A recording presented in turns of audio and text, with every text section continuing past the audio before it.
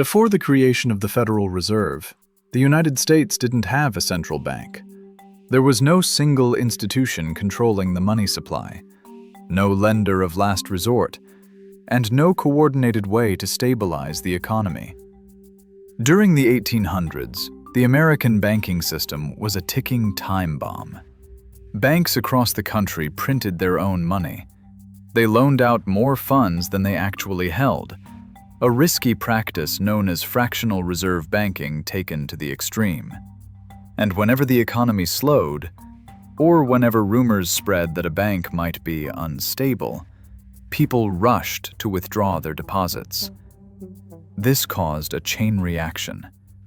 Between 1837 and 1907, the U.S. suffered repeated panics. Banks collapsed. Businesses failed. Unemployment soared. And ordinary Americans lost everything. The worst of them all came in 1907, the panic that nearly destroyed the entire U.S. financial system. And when the U.S. government couldn't stop the collapse, one man stepped forward. Not a politician, not a president, but a banker. JPMorgan. He personally organized a private rescue, using his influence and his money to save the economy. But that moment revealed something terrifying. The United States was depending on one single man to prevent national collapse. This crisis became the spark that would eventually lead to the creation of the Federal Reserve.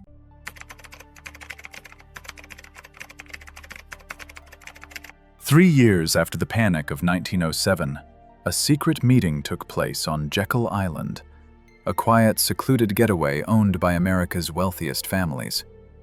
It was not a political summit. It was a meeting of bankers. Attendees included representatives from JPMorgan and Company, National City Bank, Kuhn Loeb and Company, the U.S. Treasury. They traveled in secrecy, used false names, and insisted that no one, not even the staff, knew their identities. Their goal? To design the blueprint for America's new central banking system. This plan would become the first draft of what later evolved into the Federal Reserve Act. But this chapter of history is also linked to one of the greatest maritime disasters of all time: the sinking of the Titanic. Here's where documented history ends and controversial theories begin. Some wealthy men who allegedly opposed the creation of a powerful centralized bank, including John Jacob Astor IV, Benjamin Guggenheim, and Isidor Straus, boarded the Titanic for the ship's maiden voyage. All three tragically died when the Titanic sank in April 1912. Here's where the mystery deepens. JPMorgan himself was scheduled to be on that same voyage. His suite was reserved, his luggage was loaded. He had even commissioned artworks to be transported aboard the ship. And yet, JPMorgan canceled at the last minute. Some say it was due to illness.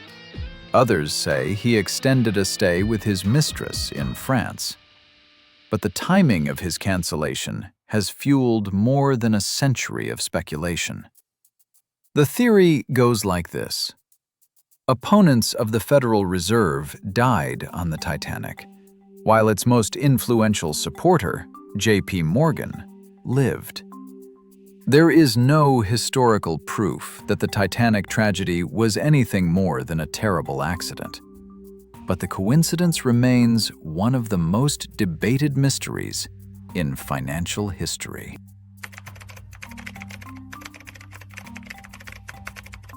One year after the Titanic disaster, on December 23, 1913, the Federal Reserve Act was signed into law. The meeting at Jekyll Island had succeeded. The United States finally had a central bank, a powerful institution capable of stabilizing the economy, controlling money and acting as the lender of last resort. But with this new power came new influence. Some historians argue that JPMorgan's financial empire grew even stronger after the Fed's creation. During World War I, Morgan's companies became major financiers for Allied nations. They supplied weapons, ammunition, equipment, and loans, often through front companies that masked who was truly behind the funds. Morgan's network became one of the most important financial engines powering the Allied war effort. While not illegal, this gave Morgan extraordinary influence, not just over American finance, but over global geopolitics. With the Federal Reserve stabilizing the monetary system and Morgan's financial empire intertwined with international governments, a new era of modern banking was born. An era where private power and public authority merged in ways the world had never seen before. Whether you view him as a hero who saved the American financial system or a titan who shaped it for his own interests, JPMorgan's influence is undeniable. He played a central role in stabilizing the U.S. economy, a controversial role in the creation of the Federal Reserve, and a mysterious, debated connection to one of history's greatest tragedies.